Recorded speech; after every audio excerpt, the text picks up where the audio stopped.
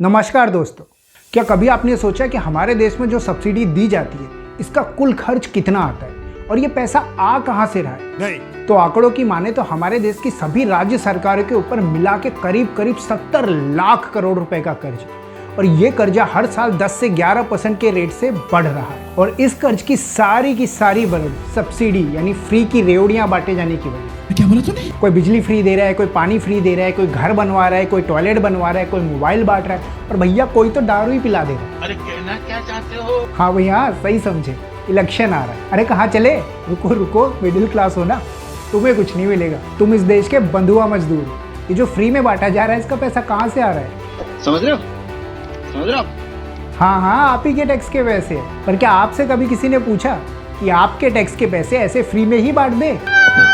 अच्छा चलिए ठीक है, आपकी बात मान लिया कि देश में कुछ लोगों की आर्थिक हालत बहुत ही खराब है और उन्हें सब्सिडी की बहुत जरूरत है। पर ये सारे जरूरी काम इलेक्शन से पहले ही क्यों याद आते हैं? बात तो सही है। और जिन्हें सच में जरूरत है, क्या उन तक ये बंदरबाट पहुंच रही है? नहीं। अब कुछ पहुंचे या ना पहुंचे, पर ये बात सुप्रीम कोर्ट तक जरूर पहुंच गई कि देश में फ्री की रेवड़ियां बांट के देश को बर्बाद किया जाए। अच्छा। इस सवाल पे सवाल करते हुए सुप्रीम कोर्ट के जवाब में भी एक सवाल ही आया।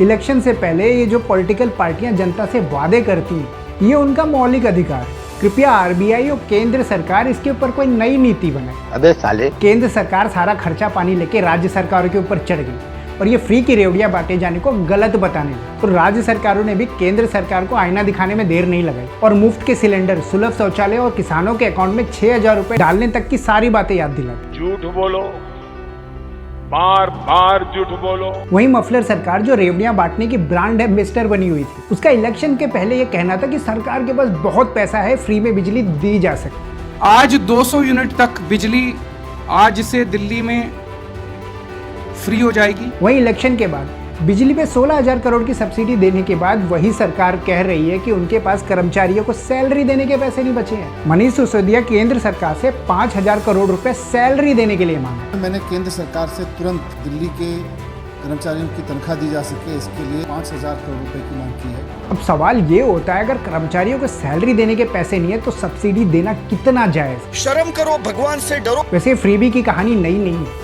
इसका इतिहास 70 साल पुराना है। 1967 में डीएमके ने 1 रुपए में 4.5 किलो चावल दिया था। तो देखा देखी 1980 में आंध्र प्रदेश में 2 रुपए किलो चावल दिया गया।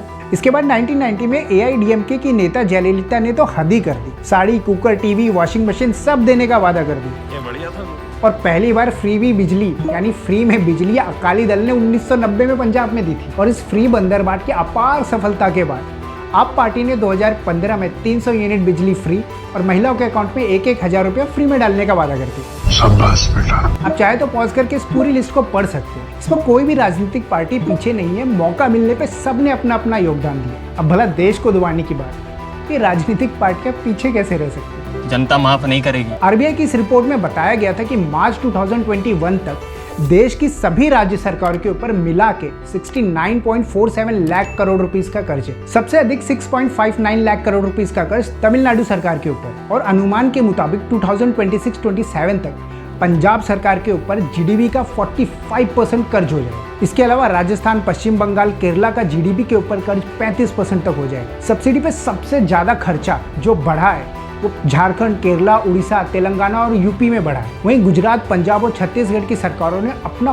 कुल खर्च का 10% सिर्फ सब्सिडी के ऊपर ही खर्चा किया। तौबा तौबा तौबा, थारा मूड खराब कर दिया। इस पे सुप्रीम कोर्ट ने चिंता जताते हुए 11 अगस्त 2022 को कहा कि गरीबों का पेट भरना जरूरी है, लेकिन लोगों की भलाई के काम को संतुलित रखना भी उतना ही जरूरी, क्योंकि फ्रीबी की वजह से इकोनॉमी पैसे गंवा रही है। हम सब इस बात से सहमत है कि फ्रीबी और वेलफेयर के बीच में अंतर है, पर नेताओं को अपनी कुर्सी बचाने और सत्ता में आने की ज्यादा चिंता है। देश की चिंता जैसे छोटे मोटे काम इन्होंने सुप्रीम कोर्ट और देश की जनता पे ही छोड़ दिया। ओ भाई मारो, मुझे मारो। ये जो 500 रुपए दे के वोट दे रहे हो ना, वो दिन दूर नहीं जब अपनी कमाई का 50% पैसा टैक्स भर के यही कर चुकाना पड़े। मैं विशाल तिवारी, आप देख रहे थे ज्ञानोफाई। देखने के लिए आप सभी का बहुत बहुत धन्यवाद।